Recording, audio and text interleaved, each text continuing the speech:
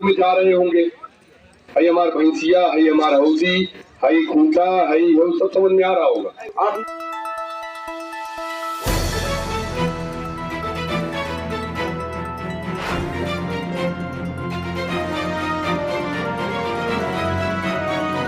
का नाम तो जानते थे, लेकिन अडानी का नाम नहीं जानते थे, और वो आदमी आज अंबानी को भी पीछे छोड़ के दुनिया का दूसरे नंबर का सबसे अमीर आदमी बन गया। उसको जबरदस्ती अमीर बना दिया मोदी ने, और मुझे ये समझ में आया कि वो अमीर नहीं बना है। आप लोग बेनामी संपत्ति समझते हैं ना, मेरे पास खूब पैसा है, लेकिन हम अपने नाम पे नहीं खरीदना चाहते जमीन, तो हम राजीव जी के नाम पे जमीन खरीद लिए, लेकिन जमीन हमारी है। तो एक दिन मुझे समझ में आया कि ये जो आदमी दिन में 4 जिलाधिकारी, तो कौन सी गाड़ी से आएगा? सरकारी गाड़ी से आएगा कि किसी आजमगढ़ के पूंजीपति की गाड़ी से आएगा? और आजमगढ़ के पूंजीपति की गाड़ी से आ गया तो लोग क्या कहेंगे? सवाल खड़े करेंगे कि नहीं?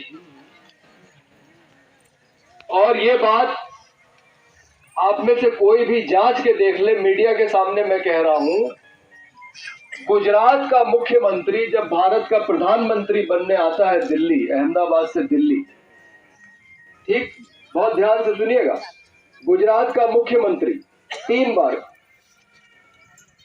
भारत का प्रधानमंत्री बनने आ रहा है, अहमदाबाद हुआ है अडानी। अडानी के जहाज से आया, उसको शर्म भी नहीं है छुपाने की कि मैं पूंजीपति के जहाज से चल रहा हूं, देश का प्रधानमंत्री। तो आप समझ जाइए कि वो अडानी को क्यों अमीर बना रहा है। ये सब उसकी संपत्ति है।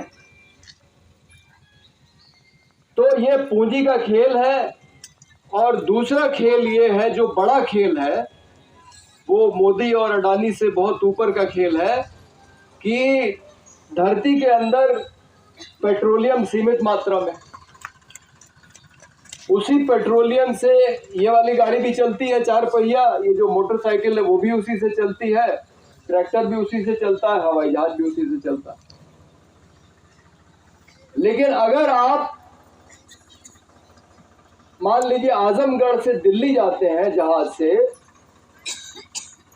तो उसमें ज्यादा खपत होगी बजाय इसके कि आप अगर रेलगाड़ी से जाएंगे या 4 पहिया की गाड़ी से जाएंगे या बस से जाएंगे, उसमें ज्यादा पेट्रोलियम लगेगा और प्रदूषण भी ज्यादा होगा। तो धरती के अंदर जो सीमित मात्रा में पेट्रोलियम मौजूद है, होड़ इस बात की लगी हुई है, पेट्रोल बेचने वाली कंपनियों में, मोटर गाड़ी बनाने वाली कंपनियों में, हवाई जहाज बनना पड़ेगा। पूर्वांचल एक्सप्रेसवे पे कितने लोग चल रहे हैं? आज जब पवन भाई चला के आ रहे थे तो मैंने देखा कि देखिए कितनी गाड़ियां दिखाई पड़ रही, 1-2 गाड़ी दिखाई पड़ रही चलती हुई, क्योंकि उतना पैसा कौन खर्च करेगा? जिसको ज्यादा चलना है वो बस से चलेगा, रेलगाड़ी से चलेगा। आजमगढ़ से दूर दूर लोग जाते हैं नौकरी करने, वो रेलगाड़ी से चलेंगे ना। तो रेलगाड़ी की सुविधा अच्छी करनी चाहिए। ये हवाई जहाज किसके लिए चला रहे हैं आप? तो पैसे वालों के लिए चला रहे हैं। पैसे वाला आदमी तो बनारस और लखनऊ जाके भी हवाई जहाज पकड़ सकता है, उसको आजमगढ़ में हवाई अड्डे की क्या जरूरत है?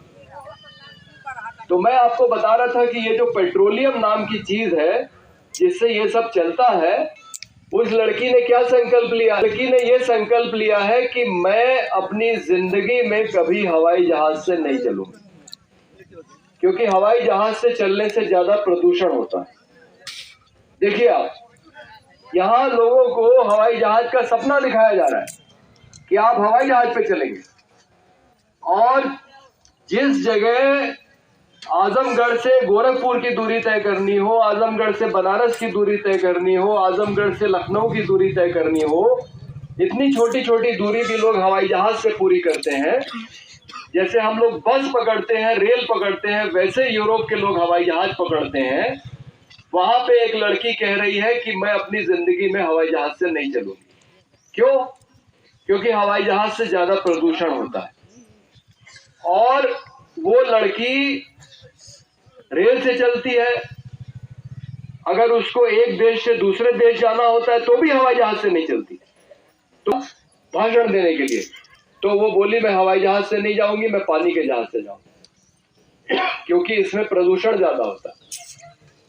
तो जिसकी हम नकल कर रहे हैं, भाई हम यूरोप अमेरिका की नकल कर रहे हैं ना, विकास पे रोक लगाएंगे। यूरोप कह रहा है हम 2050 तक प्रदूषण बंद कर देंगे, कोई कार्बन डाइऑक्साइड नहीं निकलेगा हमारे समाज से, कोई ऐसी चीज नहीं जलेगी जिससे कार्बन डाइऑक्साइड निकले। जब लकड़ी जलती है, जब पेट्रोल जलता है तो कार्बन डाइऑक्साइड निकलता है। और यूरोप कह रहा है 2050 तक हमारे किसी भी काम से कार्बन डाइऑक्साइड नहीं निकलेगी। मोदी जी कह रहे हैं हमें 2070 तक का समय दे दीजिए।